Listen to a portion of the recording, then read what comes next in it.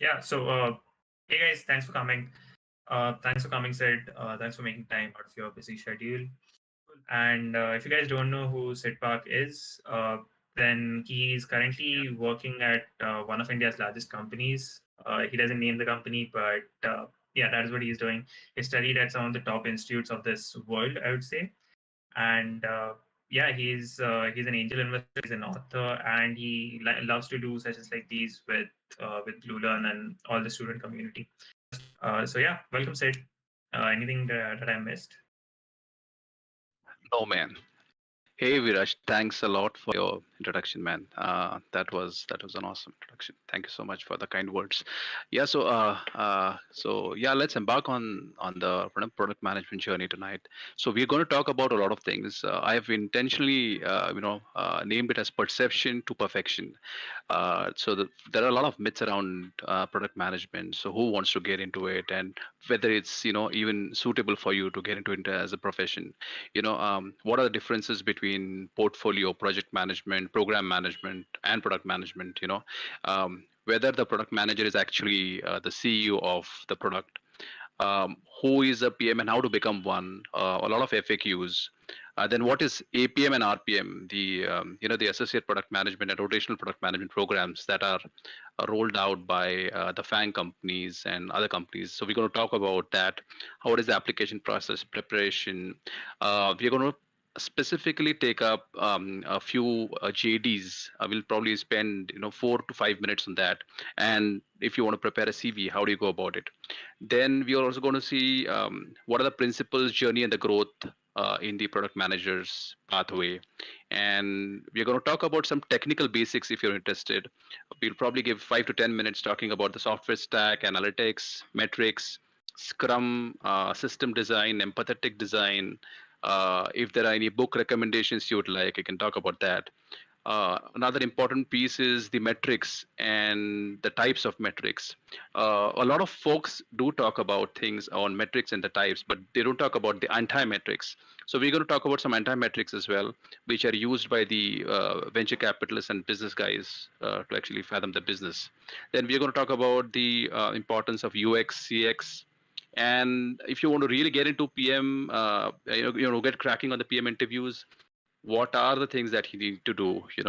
What kind of questions are asked? So we're going to talk about that as well. We are also going to see a day in the life of a PM, and if there are any top product skills or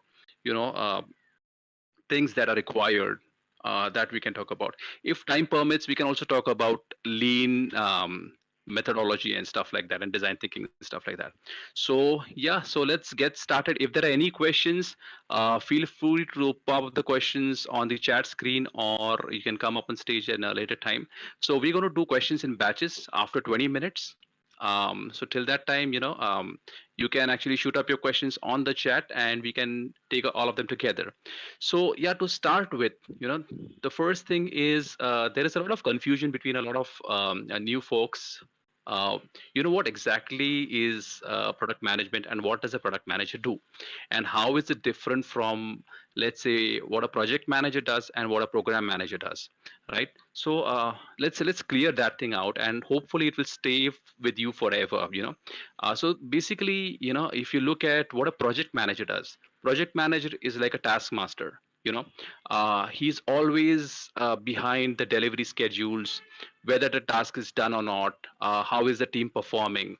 So everything related to tasks, activities, and delivery comes with the project manager.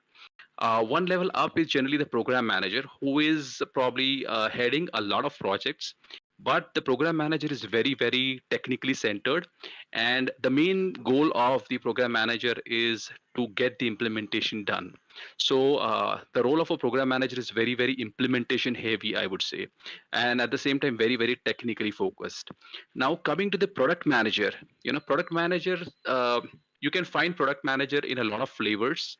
But the two defining criterias of a product manager are they are aggressively strategic first.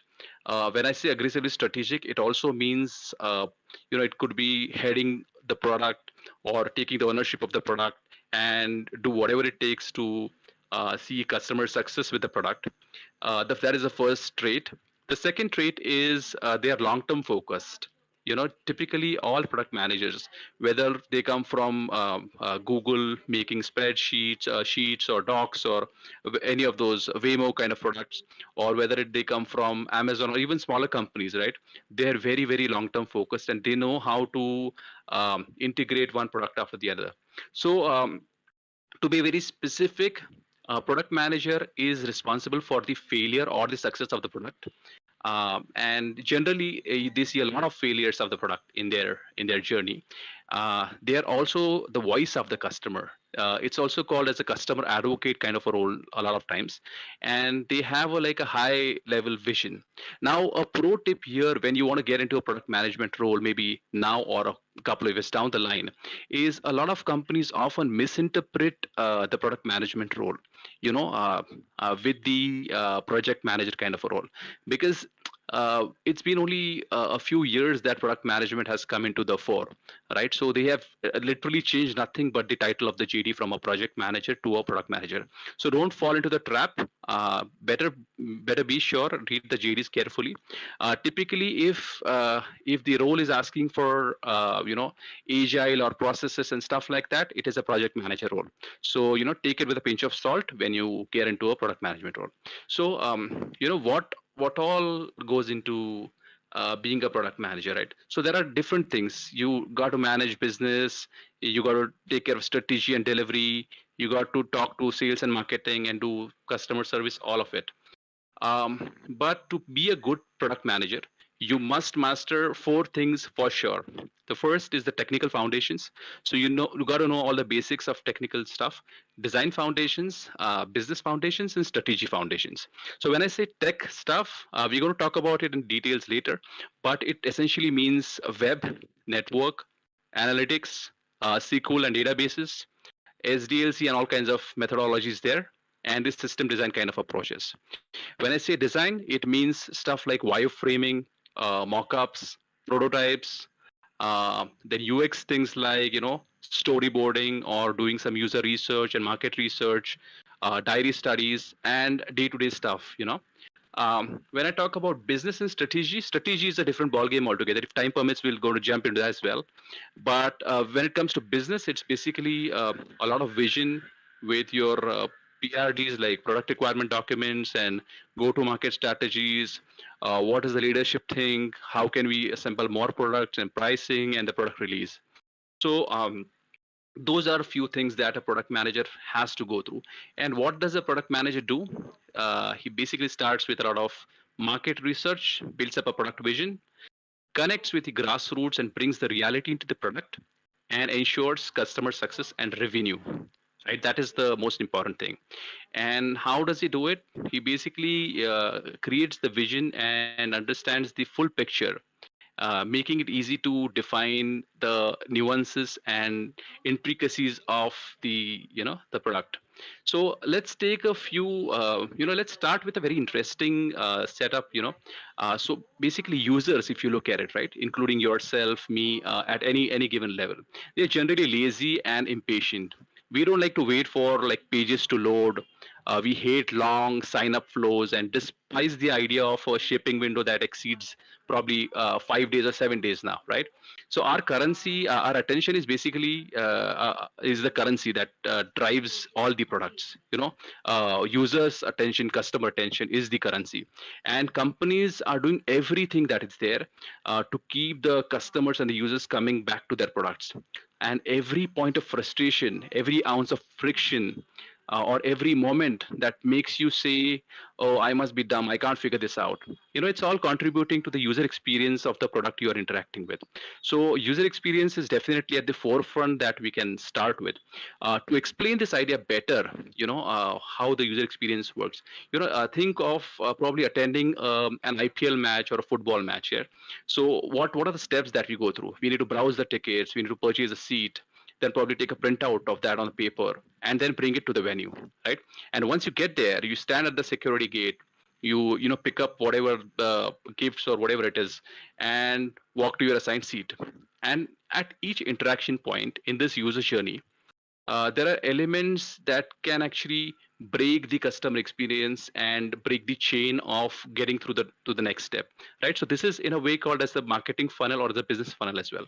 So there could be problems like maybe the ticketing agency is the website is running slow and probably folks want to go elsewhere because of that. The other problem could be only expensive seats in the lobbies are left, right?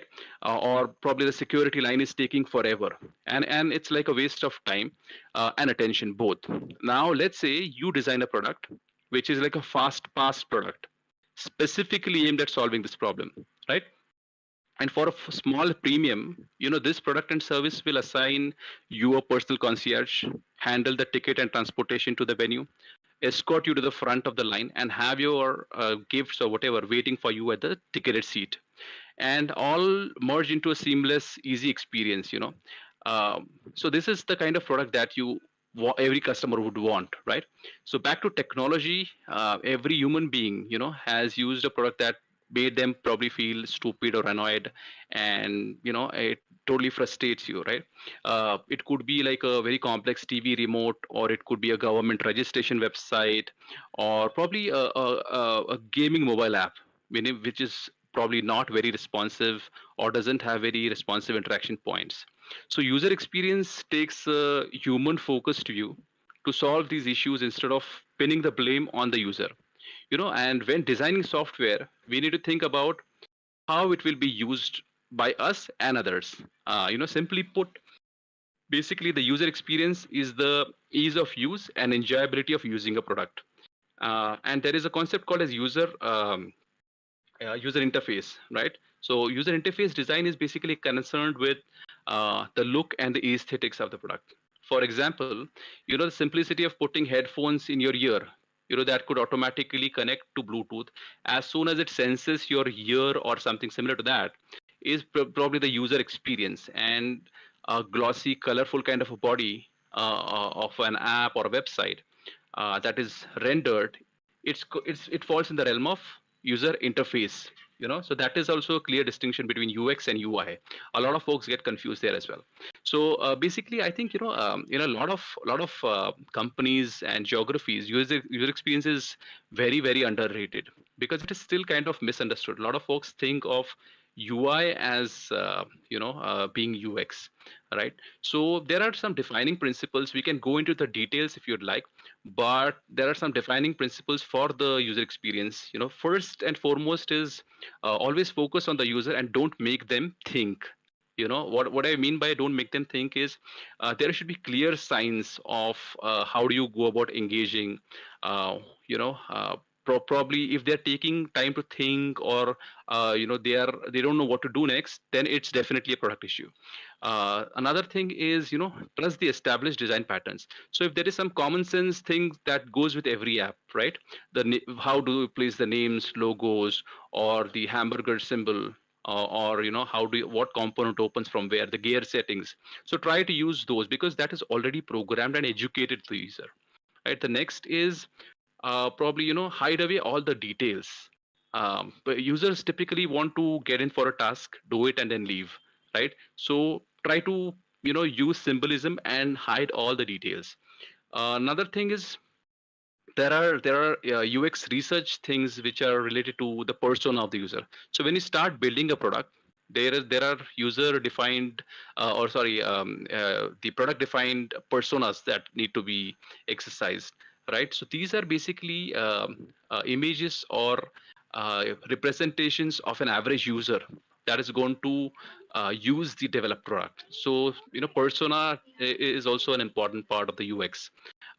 Then there are ways like diary study and surveys, usability testing, heuristics, and all those things that also fall under the UX research. If you're interested in UX research, probably we can do a session on that later on, right? But one of the very interesting stories is a story of Patricia Moore. You can read on it more. Basically, she's the lady who came up with the empathetic design. And how did she go about it? It's a very interesting story. If you'd like, probably you can cover that story towards the end of it. But definitely, you should also focus on some bad UXs out there, right? So like dark patterns, like grayed out areas, or close buttons, or infinite scrolling. without any focus. So these are the kind of things that probably reduce the conversion engagement of the user. Right? So these are some points that actually can get us interested there. Now, if we talk about uh, like what is the hierarchy of the product manager that is there, right? So if you look at the product manager at Google or Facebook or Airbnb, Uber, Airtel, or any of these companies, right? So typically there is a hierarchy that goes on. You start as like in software, right? You start as a software engineer, then you become a senior software engineer, then you become a manager, then the director, and then the CTO, right? In product management, you basically start at associate product manager role, right? That's the first step. Sometimes it's called as the PM1 as well. Then you move to the product manager role, which is the PM2 role. Then the senior product manager, then the director of the product, then VP, and then the CPO. So these are the typically defined hierarchies in most of the organizations. If you look at companies like Google or Facebook, they would start with probably their JDs, the job descriptions, with probably 4 years of experience required or 5 years of experience required in product management, right? And then they talk about extensive design experience, collaboration with stakeholders, entrepreneurial drive, and demonstrated ability. I'm sure you guys must have seen all of this, right? Then experience with wireframes and mockups, web applications, and all sorts of these things, right? But more recently, around I think 6 years ago, there have been a lot of programs that have been rolled out by the FANG companies and the bigger companies, which actually encourage the fresh out of the boat, like GETs, graduate engineering trainees, to enroll into something called as the APM and the RPM programs. So that is the associate product manager and the rotational product manager. We're going to talk about it later in the session. And there are 15 or 20 ready-made programs that are there for which you can be eligible and you can participate in it as well, right? So before going there, there are a lot of other things that we need to understand. So what are the principles that basically drive what a product manager should do? So let's say you've studied a lot to get into the product manager role, and you are fully energized and proud, and you feel like Steve Jobs on your in your first week, and you want to change the world, being a product manager. In your first 100 days, you focus on probably interacting with the engineering teams, design teams, leadership, and all sorts of things. You do strategies. But 6 months down the line, most product managers think that's a nightmare. The enthusiasm will fall, the false sense of pride will also go away. They feel defeated, stressed, lost, and the leadership is pissed with them. So this is all very, very common when it comes to product managers who don't have an orientation or don't know what they're getting into, right? So see, this picture I'm painting for you guys is very bleak and hopeless, but that's what my intention is, because that's the reality, right? If you're not ready for it, then probably it's probably not the right thing for you, and we'll get to know it. So there are some defining criterias that probably are there if you want to get into product management. The first thing is you should kill your ego. Get rid of any kind of god complexes that you have, and try to be as humble as possible, because you'll have to interact with everyone from the watchman to the chairman, and with a very polite kind of demeanor, right? You are also probably people call the product manager as the CEO. In often times it cannot be true, right? Most of the times it could be with very standard companies, but in often times it cannot be, right? And then it's like a you don't have any authority as such, but you still got to influence things, right? And you got to make decisions. You should not get into an analysis paralysis. You should keep the chains moving and see all the opportunity costs all the time, right? The other defining criteria is probably being comfortable with the ambiguity, because it's like if you're playing, let's say, a cricket match or a hockey match, right? If you don't know where the ball is going to land next, and you start making a run towards that position already, you're not going to catch it, right? You're not going to get there. If you don't pre-process it in time. So you should be kind of forward looking. You should be comfortable with ambiguity and making decisions there. And also with that, you should be asking the right questions. That is probably one of the key things. Clear, concise questions for all your teammates to work on.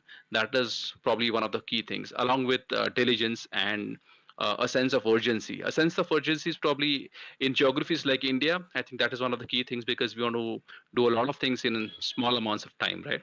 Another good thing to have for a product manager is being a multitasker, right? You should be able to juggle a lot of things, disseminate, delegate, delete, or do the tasks as required.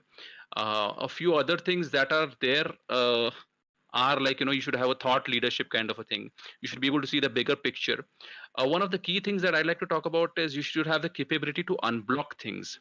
What I mean by unblock is so you have the bigger picture in your mind, you also have the little picture in your mind, but when it comes to actually telling your team or coordinating with your team regarding problems that are unforeseen, right? You got to talk to all the teams, whether it be engineering team, testing team, or design team.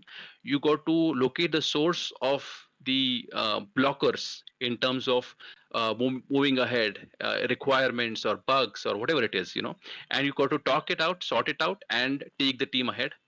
It is one of the key things for a product manager, other than managing budget and stuff like that.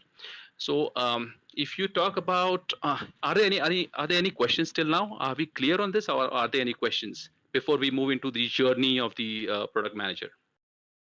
I don't think there are any. I guess we can All move right, on. cool. Wait, let's just ask them. Do you guys have any questions? If you want to ask any questions, either raise your hand or put it in the original chat section that is there. All right, till you guys put up questions, let me talk about the PM journey. So the PM journey, if you look at, yes, Viraj. Yeah, go on. I think Cool. Yeah, cool. So if you look at the PM journey, like the product manager journey, there are in the SDLC times, there are 6 phases that are there, right? Planning, analysis, design, development, testing, and the last one is deployment and maintenance. I think most of us are very conversant with these phases. But the thing is, like Lewis Carroll said, if you don't know where you're going, any road will get you there, right? So SDLC phases probably will probably get you a bit lost, right? So what are the different steps that a product manager needs to do in terms of his day-to-day kind of journey? So there are essentially, I could refine it to 8 or 9 steps that I can think of, right? The first is ideation stage. So the idea is probably one of the critical things. Although it is just 1% of the whole equation, nothing moves without the idea, right? And when it comes to the idea, you got to have a lot of strategies, a lot of legwork being done. You got to ask the right questions to the idea as well, whether it's going to be useful, whether there is a need of that idea, whether something similar already exists, whether it's going to either make things 10 times more convenient, cheaper, faster kind of things, whether it actually solves the problem, and whether it's technically feasible or not. So these are some things that you need to do in the ideation phase. Second is, obviously, once you have the idea, you got to come up with the product requirements document, on which we're going to talk later in the podcast. The third is probably you should have an eye for assembling the right team. Often a lot of founders keep roaming to find their CTO or the engineer, and they want to give a stake of 5% or 10%. But these kind of incentives are sometimes very, very late, because it doesn't help the team dynamics in a very good way, right? So you got to have you got to have a keen idea of what the right people to join your team, establish a credibility, be fair, and have a mix of diverse skill sets when you try to build a team. Another important thing is create a MVP, the minimum viable product, because see, MVP is important because most companies would like to do a trial and error, or build a prototype or a wireframe and test it with customers whether it works before they actually go ahead and decide whether you want to probably spend $1 million on it or not. It's basically like a proof of concept first version of the product that may not contain all the features that are there on the wish list, but it has enough functionality to be usable. uh, for example, if you were to design, probably design a massively multiplayer kind of a video game, you first probably build just one world of that massively multiplayer game first and test it with some users and developers, right? If you are building a robot, say, that delivers toothbrushes or toiletries to customers in a hotel, probably have one of your team members dress up in a convincing robot costume and have them deliver the item to the user. When you do this, you understand the nuances of the whole customer journey and the product that you're trying to build. And a lot of folks have tried to do this MVP kind of a thing in this manner as well. Another thing is establish like a product market fit. What are the traditional metrics? Revenues, user base, engagement. These are all very very kind of understood kind of things, underrated kind of things. There are some intangible kind of metrics also when it comes to the product market fit. So try to understand that as well. And of course, don't discount design like we talked earlier, right? Um, a product manager needs to obsess with the metrics. You got to track every shred of data that is there, recognize the patterns, because data at the end of it does not lie, right? So, and win or lose, a product manager probably he should not care of whether it's a win or lose, because failures will also teach you a lot of things. And once you fail, fail fast, course correct, adjust and move ahead in life, right? One of the key questions that gets asked in a product management interview is probably what happens when you probably hit say www.bluelearn.com into web browser and hit enter. What all happens? What is the digital dominoes that fall after? And it's a very very basic question just to engage, understand how a product manager thinks like. So if you think of the expert level kind of knowledge that actually goes into this, the first is obviously referencing the DNS, the domain naming system, load balancing and its limitations, then taking it to caching, then the content delivery networks, ARP, sockets, web stack, rendering, load balancers, what are the performance expectations, availability, and so on and so forth. Let's, if you're interested, we can talk about it in a nutshell for probably about 2 to 3 minutes. Um, should we go ahead with that? Yeah, let's do it. Cool. Yeah, cool. So you guys see in the simplest form, if you look at internet, it is just a connected set of computers or servers, that contain files that people want to access, right? When you say you're requesting a set of resources from a server through a browser, that exists in the digital ether somewhere, and you are asking it to execute a particular task. So in order to send the request to the right server, the internet uses IP addresses to communicate. An IP address is nothing but a unique sequence of numbers to identify devices connected to the internet, right? Uh, Ping probably is a command that probably all of us have used. It identifies the addresses, and DNS is like a virtual phone book, which is, for a readability purpose. It makes it easier to read stuff. To speed up the request each time, your browser will store data locally, which is known as caching, right? And the cache that where it stores data is called as the DNS cache. There are other caches like OS cache, router cache, but that would be too technical for a product manager, right? Then talking about DNS again, it's like a decentralized system of servers that are provided by the ISPs and the network operators. Then there is something called as the browser cache. If website was accessed at least once by the users, right? Your details go into something called as the intermediary DNS. That is the ISP's DNS, right? And then you either go through root or authoritative DNS, and that's where it takes time for domain percolation. I think it's if it's too technical, just let me know. Then there is something called as TCP protocol, which is basically like a handshake of SYN, ACK, if you guys have talked about it. Then the HTTP layer, then the user agents, Load balancing is also there. Load balancing is basically used when you are getting hammered by millions of requests and transactions, multiple servers across tons of geographic locations. They are actually trying to access that data at the same time, and you have to decide which server to send your particular request to. So basically, that's where load balancers come in. These are typically optional components in the on-premises setup, but yeah, that is one of the key things. Then there are things like the round-robin method, redundancy, bottleneck, or fail-safe mechanism. So a product manager should be at least aware of all these terms. And then something like a content delivery network. So content delivery network is again like a system of distributed servers that the organizations can use to deliver content to users in a faster way to improve the scaling and performance. So you should be aware with all these things, right?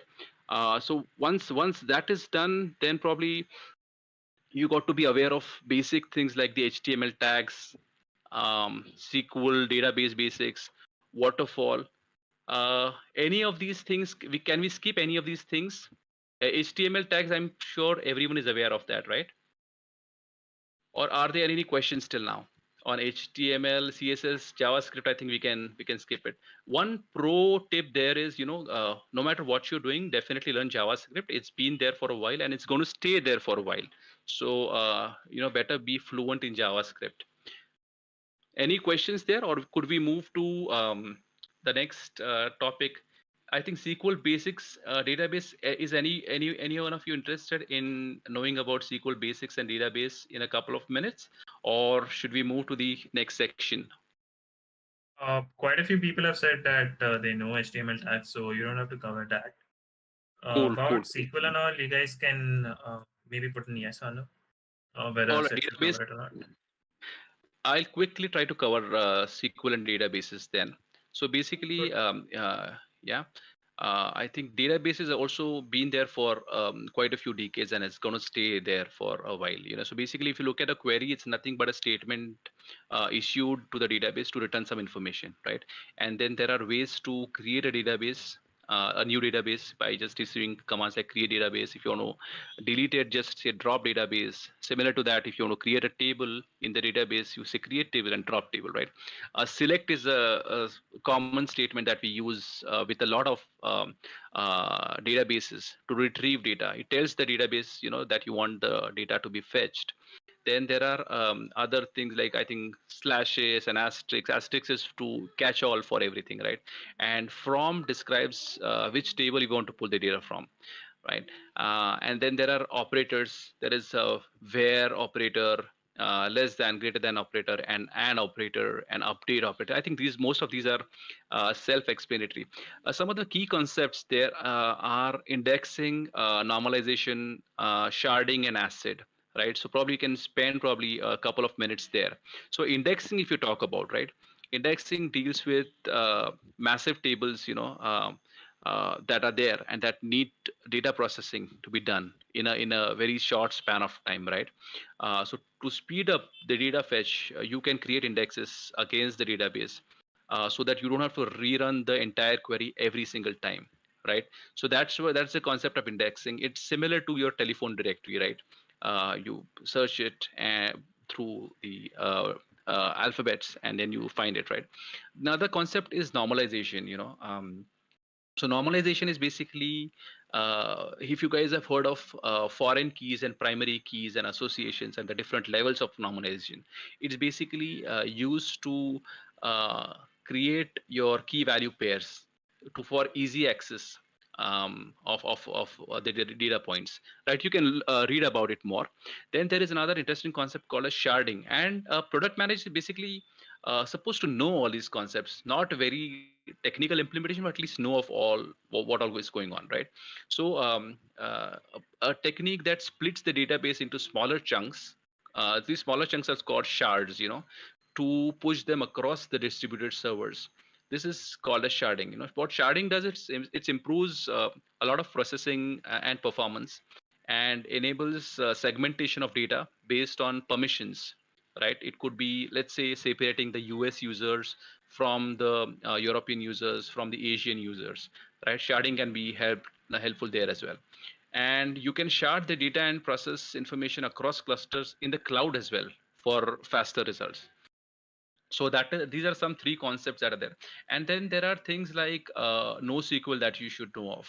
It's again, a new wave of database. It's kind of very simpler, but it's just not relational kind of thing.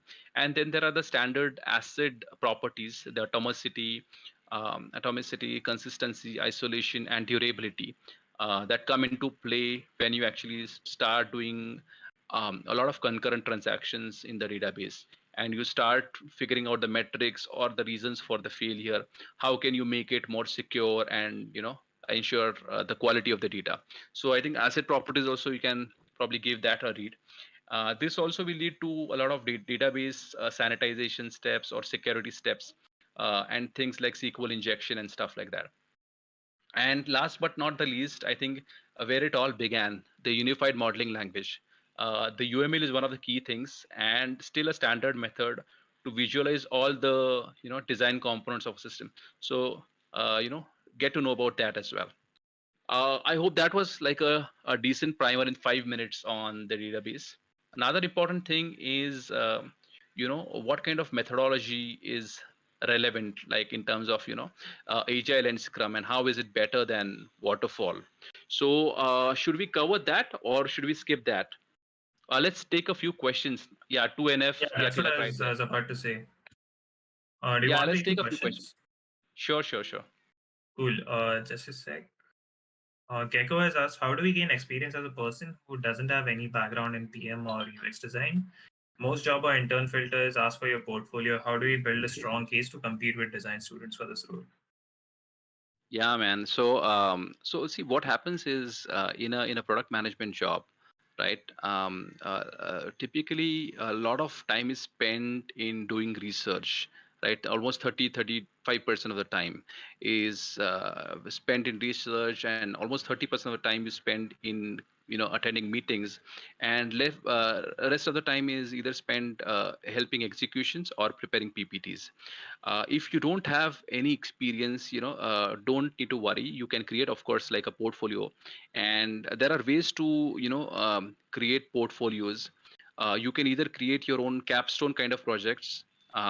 A lot of websites and learning portals can help you with that, and that's where you can go through all your standard things, right from how do you create an ecosystem or a workspace, to what kind of tools do you want to use.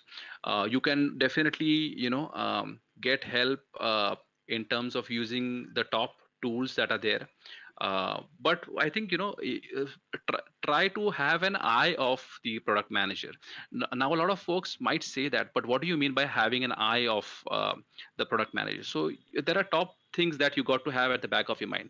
You got to be interested in problem solving first of all. So any product that you see, you should be able to identify what was the need of the problem and whether it's actually solving the problem it is being marketed for. Another important thing is probably you got to have passion for a bit of technology, because no matter what in our world, technology definitely comes into it, unless it is a pure play manufacturing kind of a job, right? Then another important thing is you got to work on your hard and soft skills, because like I said earlier, you got to lead without authority, right? So you got to be like a great communicator. You should be able to give sandwiched kind of feedback. And the most important thing that I look for in a product manager is the person should be able to do ruthless prioritization of things, right?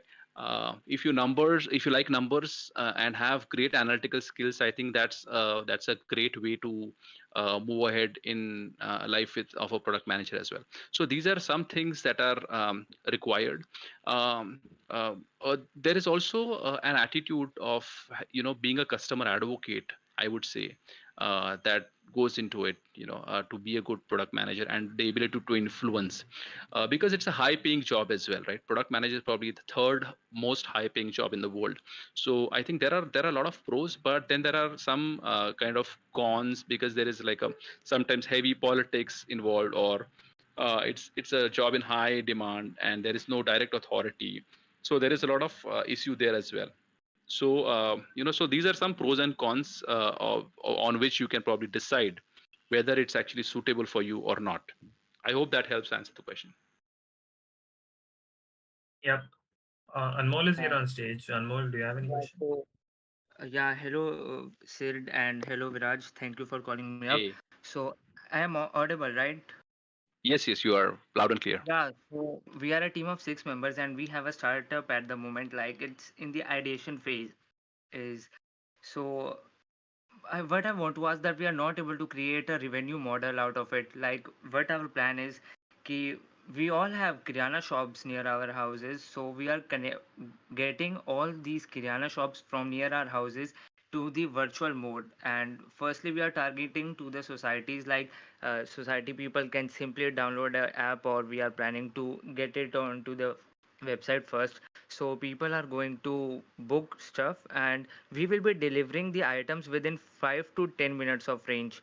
So how do can we actually include a business a revenue model, and do we need a project and do we need a product manager at the moment? See, right uh, now, you are in an experimental phase. You're doing a lot of trial and error, right? So you got to actually see how what is your customer journey. What are your failing points that are there? So there are a lot of points of friction that are generated, right? When you do a supply chain kind of a thing, a mini supply chain or a last mile kind of a project. So you got to identify what are the gaps that the either flow is dropping through in your app. Are there any manual interventions that are there? Are you moving away from your system and your goals of the system? Are the customers getting converted or not? And for that, the most important thing that I'm going to talk in the next section is the metrics and the anti-metrics. So stay tuned. We're going to cover it all in the next 10 minutes as well. Anmol, I hope that answers your question. yeah, fine. Yeah. Hmm. Thank you. Cool, cool, cool. All right. So Viraj, can we move ahead? There are quite a few questions. What do you want to do? You want to take them or move Cool. ahead? I think let's cover this. I think most of this will get addressed because I'm going to talk about metrics, anti-metrics, APM and RPM as well, and probably we can move to the question after that. Yeah. Cool. Cool, cool, cool. So, yeah, one of the key things, guys, is to to understand system design as a product manager. Like like Steve Jobs said, design is not just what it looks like and feels like. Design is actually how it works, right? So, a product manager is essentially a strategist as well. Let's say what I mean by system design. I'll tell you. Let's say if I tell you right now that can you design a toaster for me? you know Now most of the folks will uh, try you know try to write down the specifications or the requirements. They will not actually come back to me and start questioning, at least the basic questioning or probe on why is the toaster required. They will just say, okay, just put two breads inside and the electric coil is there and it heats it up. Now my question, if you ask me, I would say that probably I want a toaster for the blind people. Now you see that changes the whole product as such, right? Because using a toaster being used for blind people, how are they going to approach it? Whether how are they going to even start it? Whether they can read stuff, whether braille is required there, whether a shout out or voice module is required. So a product manager got to ask questions first of all. Only then can you address the pain points. So anytime you think about system design, always think about the customer's pain points. What are the requirements, and probably build a exhaustive list of mission critical features by probing what is it exactly that the customer wants. And that's how you try to understand the market as well, right? So once the system design is kind of clear, the analytics probably uh, comes as the next most important kind of thing. So in the product management world, we typically say if you can't measure it, you can't improve it, right? So try to collect, track, measure all the possible metrics that are there. Only after that you will be able to influence things a lot, right? So to me, if you ask, analytics has always been able to unlock a lot of stories that otherwise would be untold by the developers, testers, the business guys, strategy guys, all of them. So analytics actually speak a lot of things over people, right? So definitely focus on the analytics a lot. And if you look at a product manager, what he routinely does is he also needs to communicate the progress and the product success or failure, whichever way, to an audience or stakeholders, a lot of stakeholders. And a combination of carefully selected metrics and data points can be the best way to describe the current state of affairs. So you just don't say it's doing great. You obviously give the numbers. You say these things are going up, these things are going down. We're going to talk about all the metrics that are there, the NPS and the CACs and the CLVs. But let me just briefly tell you about how do you select the metrics, right? So there are tons of metrics out there, but you should select whichever are relevant for your product. Like there are key metrics like likability or discovery of the product or the ease of use. These are like no brainers, right? And then there are metrics like financial metrics, like what is the revenue going to be in the next 5 years, or what are the risks that are going to be, or what is the AGR, the annual growth rate. So those are the financial metrics. Then there are business metrics like what is the projected market share, or how do you deal with competitors, what is the share of the competitors and the partners. Then there are product metrics like what problem you want to solve. Do customers actually care about your product and recommend it to others? And then there are strategies, ways to do that as well. Every metric is a world in itself. Then there are process metrics. So process metrics, people metrics, user, there are tons of metrics, but the metrics that really matter are I'm going to talk about some of them. So one is the conversion rate. So conversion rate is basically the number or percentage of users that actually complete a desirable action or goal. For example, clicking on a banner ad, or on Google or some website, or subscribing to a monthly service. So that is the actual conversion. So a person is moving from a prospect to a lead, and from a lead to an actual paying customer, right? So that's what a conversion rate defines. Then there is something called as a bounce rate. Bounce rate is basically the percentage of users who leave the website or app after the first page or the opening interaction. So that's like, that's again a defining criteria, because your website or app or whatever you're trying to build, it's not keeping the folks interested, right? Then there is something called as a churn rate. I think churn rate is self-explanatory. It's basically the percentage of users who leave or stop using the product, after a specific time frame. It's also called the attrition rate. Then there is a growth rate, which is similar to that. Then there is something called as customer lifetime value. Now it is the amount of revenue expected from a single user through the lifetime of their engagement. And then there is, I think, monthly recurring revenue is probably self-explanatory. DAUs, MAUs is again self-explanatory. Monthly active users and daily active users. ARPU is self-explanatory. Customer acquisition cost is one of the interesting metric. It talks about the cost of acquiring a customer by the marketing and the promotions division, divided by the number of customers acquired during a period of time. So it gives you a clear cut idea. Like we talk about Cred case study a lot in this kind of scenario, that probably is making a Kunal Shah of Cred is making 1 rupee and spending 700 rupees to acquire a customer, right? So that gets discussed a lot, and that's the CAC that we talk about. And then there is something called as the CSAT, which is the customer satisfaction. It's basically a percentage of the user's level of happiness, or satisfaction with the customer service interaction. So these are some key metrics that you should definitely focus on. I'm also going to talk about some anti-metrics that the business uses in the next section. Two key things again that a product manager should know is A/B testing and the multivariate testing. What I mean by A/B testing, A/B testing, by the way, is also called a split testing. It's a very effective method to measure performance of, let's say, two uh, two websites, or two forms of the same website, or versions of the same website. And often it is used to measure conversion and engagement. And that's why it's like, let's say two versions are A and B, and you roll them out simultaneously, and you see which version is getting more hits, which is easier to traverse. And you can probably apply some Google Analytics there as well. And whichever works better, you can swap that out for the other one. right? Similar to that, there is something called as multivariate testing.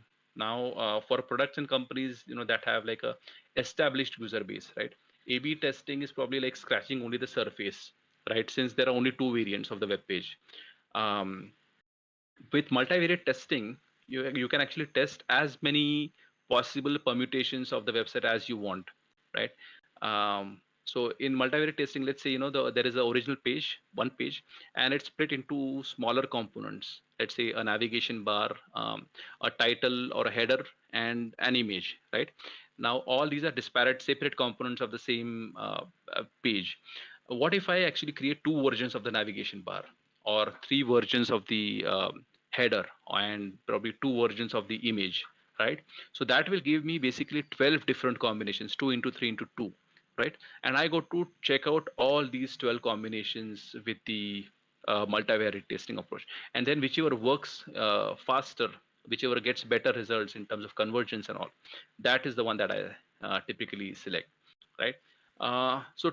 Typically, if you look at it, Google Analytics and a lot of tools like this are used. Google Analytics is probably one of the most popular tools out there. Um, it's kind of easy to set, and it's a very powerful tool, customizable across apps and websites. So I think that's one tool that you got to learn if you have to learn how is the audience behavior, uh, acquisitions, convergence happening. So that is one thing. It will also give you some idea on what kind of funneling is happening, and visualize through the whole funnel. So that is one thing that you're going to definitely focus on. Any questions till now on any of these? There are some things like North Star metric and counter metrics as well that we're going to talk about if time permits. Yeah, you want to take questions or we have quite a few for now. Yeah. So should we go with questions? Sure. Cool. Divyansh has asked, when building a MVP of a product, what are some frameworks or guidelines that someone can follow to make one follow? Recommend approach for building out the MVP. MVP, there are a lot of things written about MVP as such. How do you go about? And then there is this famous diagram that going from a skateboard to a bicycle, and from bicycle to a two-wheeler, and two-wheeler to a four-wheeler. So MVP, when you talk about it, see, one of the key things is you definitely focus on the user. Unless you focus on the user, what the user wants to do or achieve all the time, till that time the MVP does not really add a lot of value. A lot of engineers who are actually building MVPs, they do that sitting behind their laptops in buildings and talking amongst themselves. If you actually have to build a MVP that is loved by the people, that people find amazing and love, then you got to get out of the building and talk to folks. You got to talk to as many prospects and leads and customers as much as possible. You got to take all their inputs, probably put a filter in terms of what are the mission critical things that are essential to make it successful. It can be it can be like a makeshift kind of a thing as well. It need not be like a full-fledged thing, but it has to work, and it has to work and solve a grassroots thing, a problem that is there. If you try to copy that is already there, like a lot of folks nowadays building products, they say that I want to build Tinder of this, or Airbnb of that, or a creator economy of this, or whatever. So don't try to copy, try to be as much original as possible, and make sure that whatever you're trying to build in terms of your wireframing or your prototype before your MVP, that is also aligned with the with your customer journey as well. And after that, just go ahead and test it in your alpha or beta. Yeah. Cool. Viraj, next question. Next question would be, before taking the next question, a lot of people here don't know what an MVP is. So can you just explain it in like 2 to 3 sentences? Sure. MVP is basically a minimum viable product. Now, every word out there in MVP is, it speaks of a lot of things. Product is, I think, self-explanatory. Product is something that is usable, that is reflective of what problem that the customer wants to be solved, and it is something that will be used by customers very, very frequently. Some of the products may not be used very frequently, but most products are. Most good products are. If you talk about, let's say, an Apple a MacBook or iPad, or things like your Paytm or Google Pay. All these are products, right? Now, when I talk about viable typically means whether it is feasible, technologically feasible, whether it is, if it becomes a hit, if can it be scaled up, uh, whether it is actually being used by even a small set of people, which is called as a TG in the product management world. So that is like the target segment, or a specific set of people that are even kind of evangelists about the product, right? They're going to talk about it. So that is what is viable in terms of whether it's going to uh, uh, get into like a product market fit, and uh, get some traction and generate business in the long term, right? So that is what is viable piece of it. And minimum is the bare bones. Let's say, if you're trying to create an app which is like a quiz app, right? The first and the first foremost important thing that a quiz app must do is asking relevant questions and telling whether it's the right answer or not, and giving points basis that.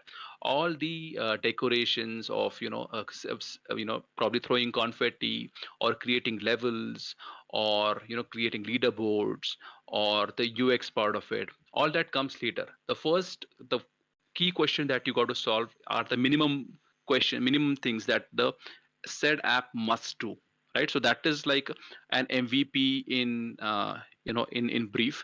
So like I talked about the most famous diagram of taking from a skateboard to a car, right?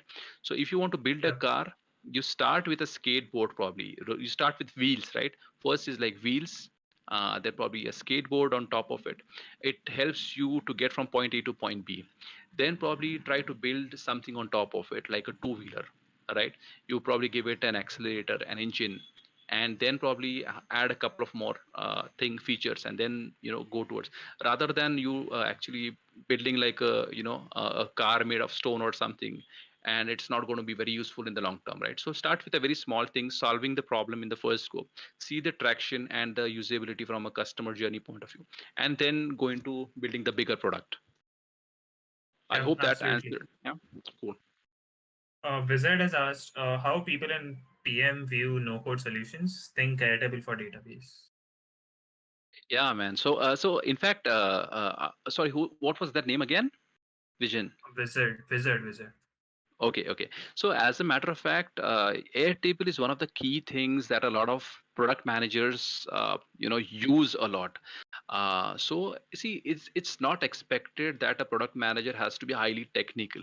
If he's that technical, he would rather become a coder, right? A developer. A product manager is basically a mix of a lot of areas. Like I said earlier, you got to have knowledge of business strategy. You got to know how the technology works and delivery works, and you got to also understand customer service, sales, and marketing. So Airtable is one of the top 10 products that a product manager uses for a day-to-day kind of prototyping, or even writing your alpha beta requirements. So Airtable is a part of a product manager's portfolio. There are some other tools also out there. If you want to take like customer feedback and establish priorities of your requirements, you can use RoadMonk, or Product Plan. Then there is a very famous tool called as Balsamic, which is used for low fidelity wireframing. It is one of my favorite tools since a lot of years. Then there is Jira, that is used for reporting and tracking, and then there is SurveyMonkey, which is used for marketing research. And if you want to do some behavioral analysis, there is Amplitude. So there are tons of products. These are probably some of the few products that a product manager might use. Yeah. Cool. Divyansh has asked, how should first of all, how much more time do you have? I think 5 to 10 minutes more. Cool. So yeah, Devansh is asked, how should one approach pricing a product B2B or B2C when just starting out? How should one approach one product pricing? Pricing of a product when we are Hmm. just starting out. See, what happens is a lot of folks, don't understand the difference itself when they actually, start out to build a B2C, I would say a B2B product. A B2C kind of a product is what is more interesting for the typical product manager folks, because it is kind of very challenging as well. It is not limiting in a lot of ways. Now when it comes to product pricing, there are obviously there also you can do a lot of AB kind of a thing, depending on your target segment and your sector that you are targeting as well. Now there are multiple business models and revenue models that probably I think we talked about in the last segment as well. So there are 12 different types of business models and almost 18 different types of revenue models that you can come up with, right, ranging right from a freemium kind of a model wherein you actually it's like a try before you buy kind of a model, where you let the customer try the thing or give it to them for free for some time with lesser number of features and then expand it onto a bigger kind of a pricing, or there are models like pay as you go, or once it's in the cloud, it's kind of you can define the different tiers like a silver tier, gold tier, or a platinum tier depending on the features that are there. See, most users are going to be using 20% of the features of the product that are developed. Now if the product is actually building a lot of power features for the power users, then probably I think the pricing model has to be strategically planned.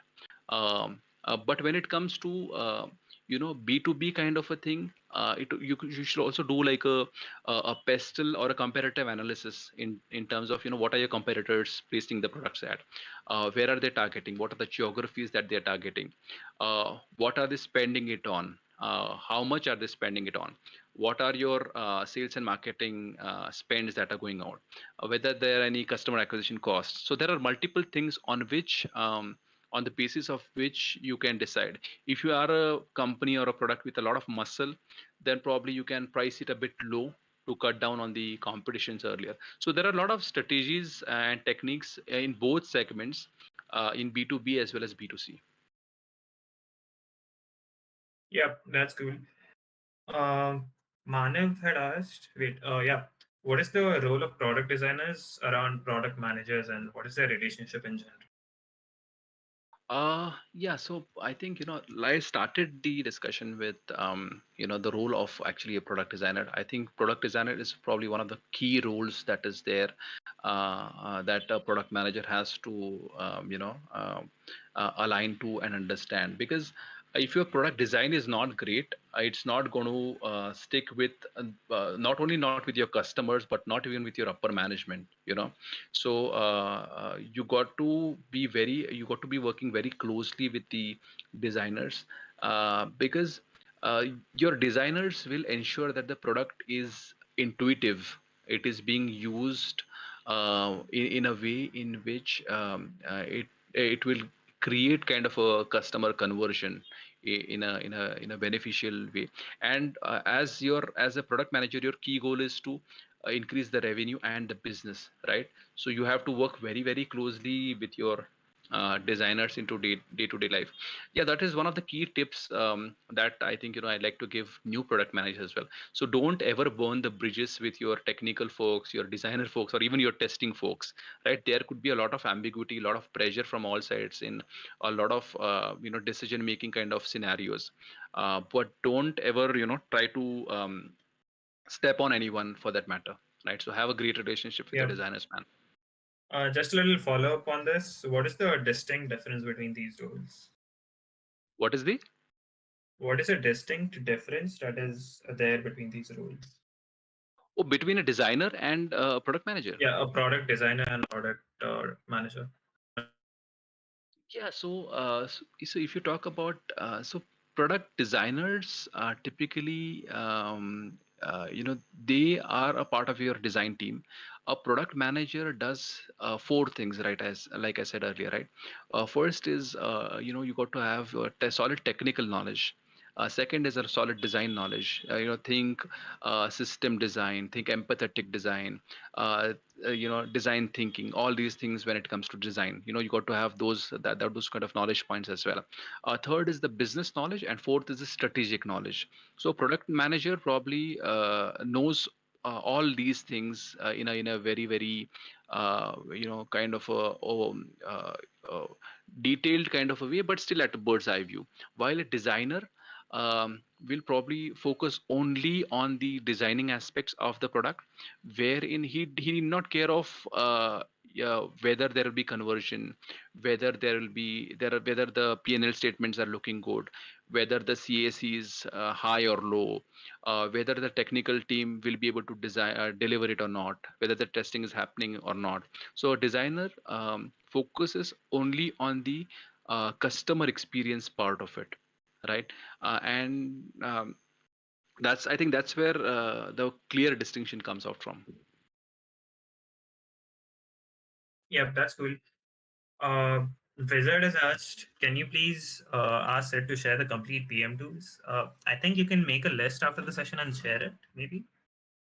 So what I can do is I'll create a cheat sheet like last time. I'll create a cheat sheet of Yeah, some yeah, absolutely. resources that are there, and then probably we can share that as well. So there is one more section that is left, Viraj, which is I want to talk about the APM and the RPM.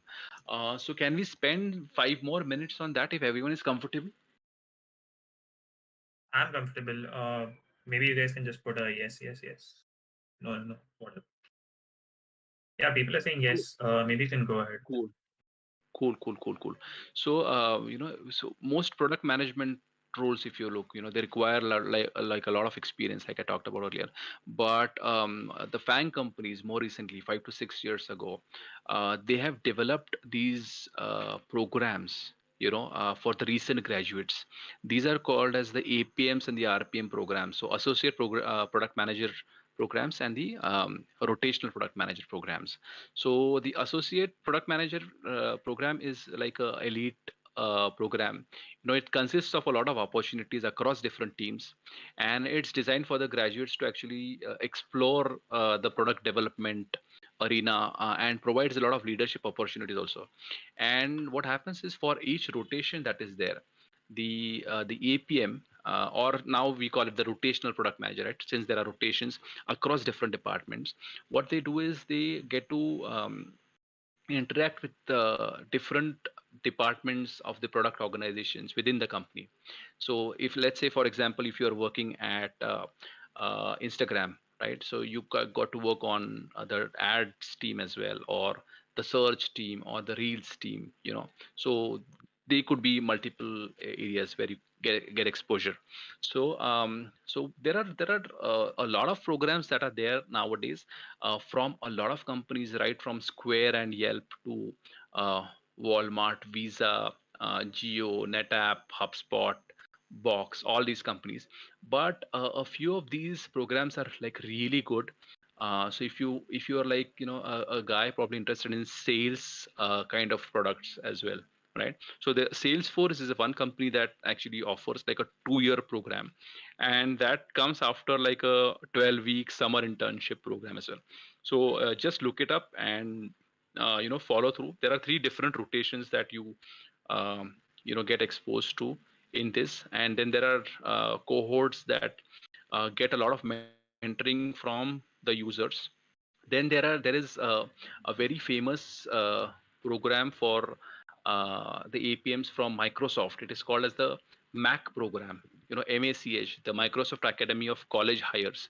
So it again runs a 2-year program for all the APMs and the RPMs.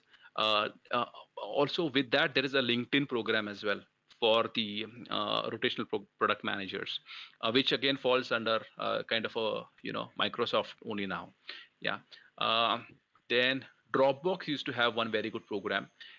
More recently, if you talk about FANG, Facebook has a very very good 18-month RPM program, and it's again for the entry level engineers. So you get assigned to 2 different product teams, and it's like a global research trip that you um, embark upon, right? So you get to visit a lot of centers of Facebook, study different products, and then try to make sense in that 18 months. So that is also one of the. So there are a lot of programs. One last program that I would like to talk about is the Google's APM Associate Product Manager program. So it consists of two 12-month rotations. So there are only two options that you can select in terms of what you want to experiment, and it could be either be sales or marketing or engineering or whichever, or finance also. But you get exposure in these kind of products there, right?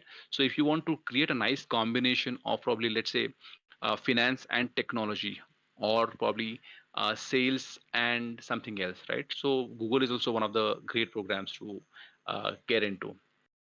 Yeah, you can definitely uh, DM me or ask me more on how to get into it. But I think if you visit these sites, most of them are self-explanatory. Cool, man. So yeah, I'm done with the Power Pack session. Any questions? We have 5 more minutes. Cool. Let's take one question that's about internships and product management. So, any tips for that, or anything that you can pitch in with? Yeah, man. So there are again, tons of things that can be done in terms of best practices. One of the key things is learn to lead effectively. And to what I mean by that is, you can only lead effectively if you're a good listener. So try to, whenever someone is using a product, it could be your friends, your family, or some strangers, that some environment you're set up in, right? Try to listen to why they're using a particular product, why they are actually advocating that product, and try to practice empathy, even if you think if something is not working. Let's say if something is not working in terms of people are not able to generate LinkedIn post, or not able to use Twitter, what is it that is stopping them? So doing so, what will happen is, you learn things like how to avoid criticism and actually give a good feedback. You try to set a positive example and build some credibility, which you probably have to do later in life again, right? um, then when it comes to actually answering or dealing with a senior folks in your friends, family, or your circle, try to be a good communicator in terms of, try to keep your interactions concise, and create an active kind of communication. Avoid very general and generic answers. Be very specific that you are, and be very focused on the business value. Let's say if you're talking to someone next, talk about, let's say, feature 1, 2, 3. you know uh, when this particular company implemented this feature, uh, they could actually see an uptake of probably 20% in revenue, or in customers, or ease of use or convenience. So whenever you have discussions, probably talk of that as well. And uh, s- engage with your future users as much as possible. Simplify things for them. Engage with in all possible channels that are there. And one of the last things that I would say is, um, be a good negotiator as well. So use techniques like mirroring, or um, you know um, lose the battle to win the war, kind of thing. Those kind of techniques as well when it comes to negotiations. Because as a product manager, you'll have to make trade-offs, not only in terms of technical architecture, design, and stuff, but also in terms of your customers. What segments goes first, what priorities goes first, all those things. So I think those are some tricks that will help you in the long term, man. Yep. Sanim is here on the stage. Sanim, do you have anything? Cool. Yeah. Yes, Hi, Salim. Viraj. Hi, Sid sir. I had this thing that pretty many engineering colleges have these students who aim for management in future, or MBA, or management in particular. But there are no opportunities, as in to add in their work profile in the beginning stage, or maybe in undergraduation stage. So, Yes. Yeah. are there any opportunities in particular that like engineering students should look forward and apply straight away, like before graduating, maybe 1 year or 2 year before graduating, so that they have a specific work profile, uh, Yeah. like internship thing in their resume, so as to apply for MBA at IIMs or maybe foreign universities ahead. All right, all right. So there are multiple scenarios there, Sanyam. First of all, I get asked a lot whether you will need an MBA, or whether online certifications help me to get into a product management role, or do you need like prior experience, like you mentioned, right? See, the answers are not very straightforward there. First of all, I can tell you what all can help you get there, right?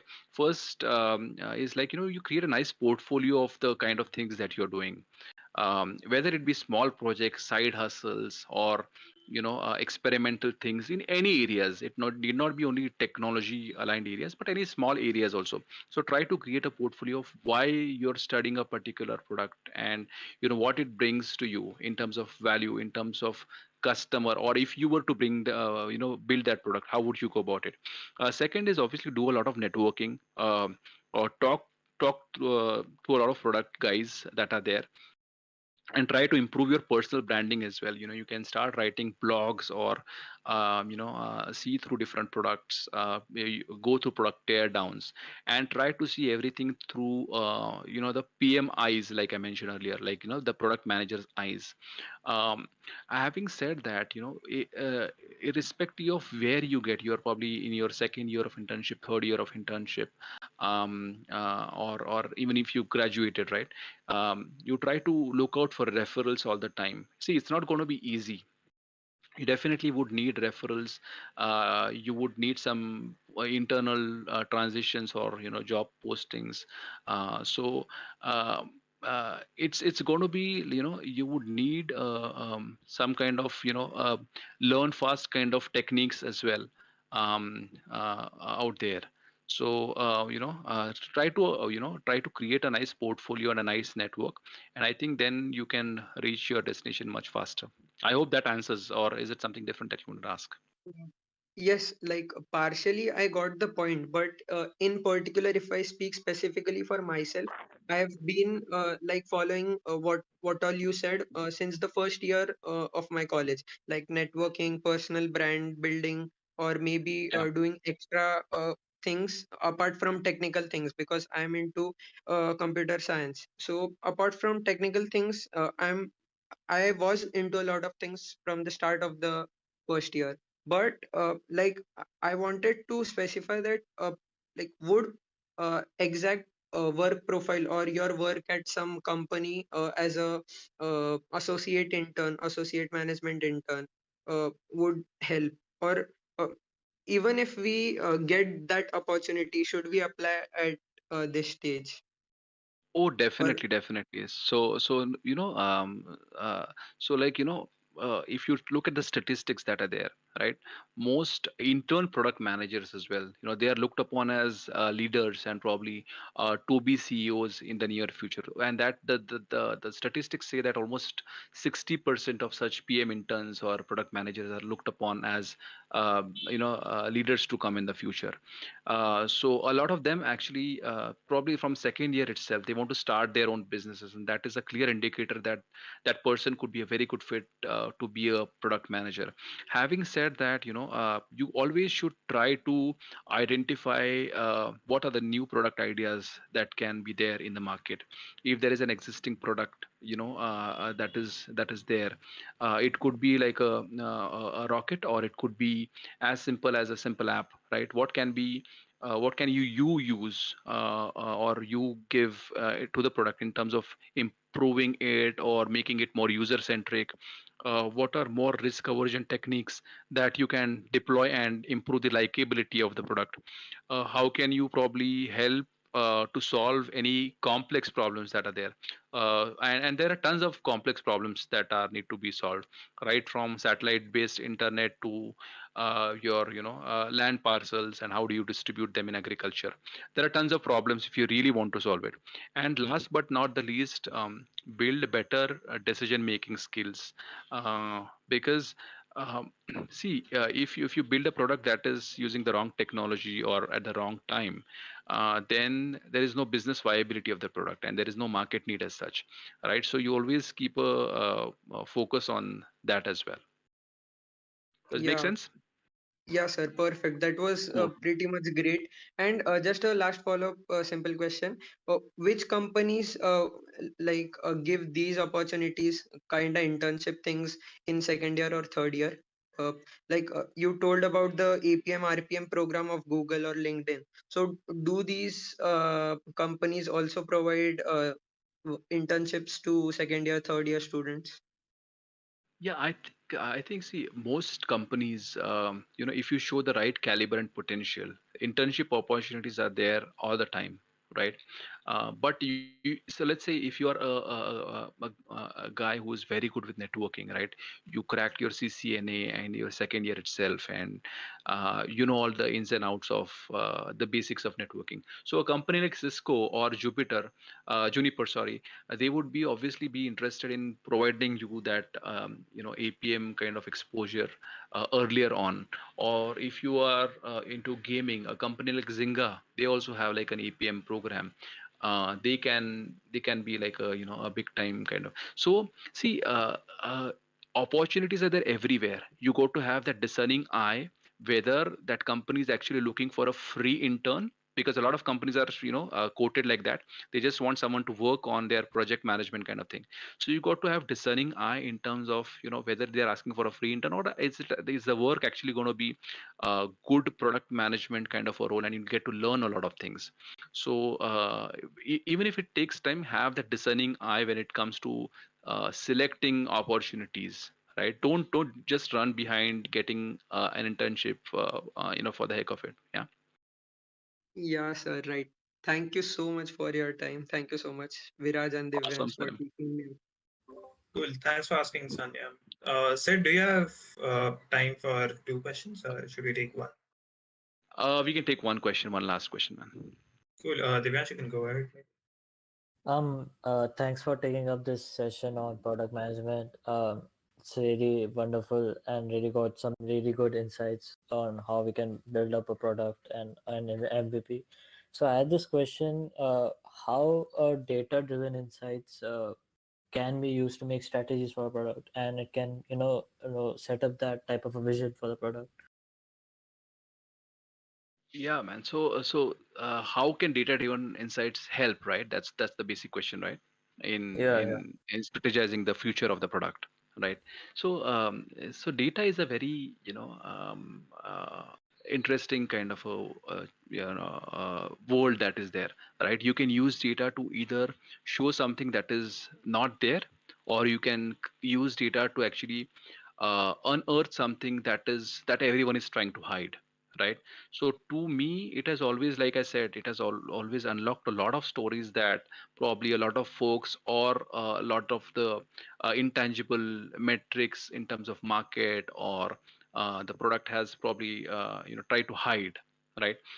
So often analytics provides probably one sole answer for all the issues that drive these reduced efficiencies or non-optimal processes or even fractional revenues.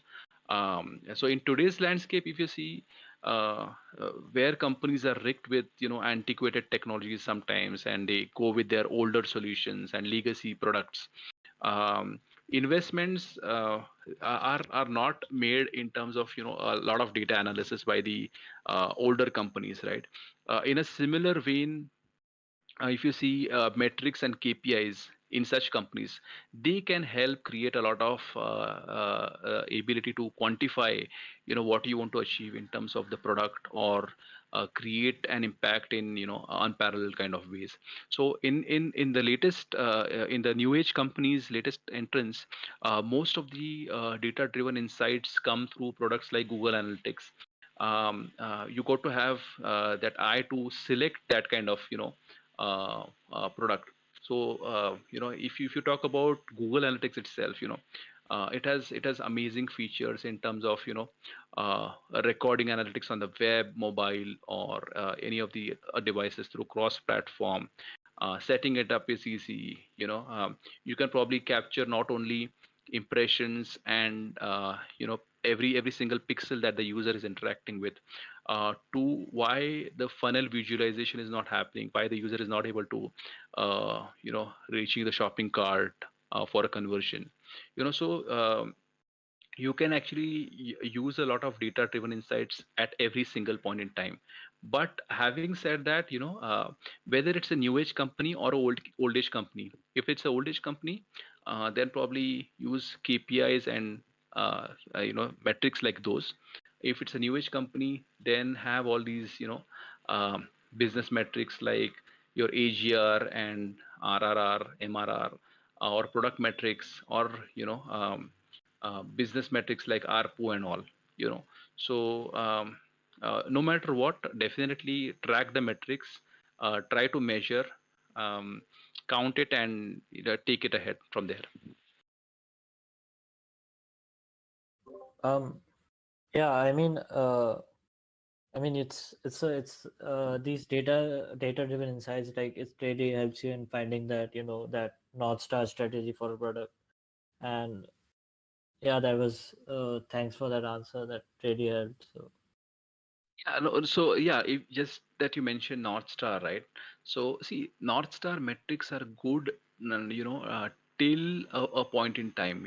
So North Star metrics like ad revenues, or traffic, or session times, or even velocity, right? Those are good till a point in time, and most companies try to focus on the North Star metrics. But if you actually want to increase the revenue and the business, right, there are certain metrics which are called as the counter metrics or the anti metrics, right? Those are things like the net promoter score, or the conversion rate. So let's say there is a North Star metric called as traffic, right? But a counter metric for that is conversion rate. If I have, like, let's say 100,000 people visiting, but the conversion rate is only 10, right? Then the real metric is the conversion rate, which is the counter metric, right? A North Star metric like traffic is not going to be very much helpful. Similar to that, my development velocity is I'm delivering 10 features in every sprint, right? But what my counter metric is the number of bugs found, right? If the number of bugs found is probably 50 in every sprint, then that is the real metric that I should go for. There are a lot of North Stars and anti-metrics that are existing, but that depends on what you're trying to achieve, whether you're trying to attract and convert your visitors into leads, or whether you're trying to acquire new customers and create revenue generation, or you're trying to just create positive user engagement. So depending on what you want to achieve, then there are all these North Star and counter metrics. yeah, that makes sense. Cool. I guess we can close it off now. Yeah, man. Sure. All right. Thank you so much for tuning in, guys, and staying. And I'm trying to create some kind of cheat sheet and share with you. Thanks again for just before leaving, Sid, can you mention a couple of books or something? There are tons of books, but I think you get started with probably Hooked. Hooked is a good book. It basically talks about how do you get customers hooked onto your product, and then there is a very interesting documentary called A Social Dilemma that talks about how the companies actually try to create a trap for your consumers, especially the social behaviors and the social websites. So these are two things. Probably a few I can probably talk about a few more and share a few more in the cheat sheet as well. In the cheat sheet, yeah, sure. Yeah. So yeah, it's been more than 90 minutes. Let's end it now. Again, thanks for coming. Thanks for making time from your busy schedule and doing this. My pleasure, Viraj. Thank you so much. Thanks, everyone. Thank you so much, guys. Yep. Goodbye, guys. Thank you. Okay. Good night, folks, everyone. Bye-bye.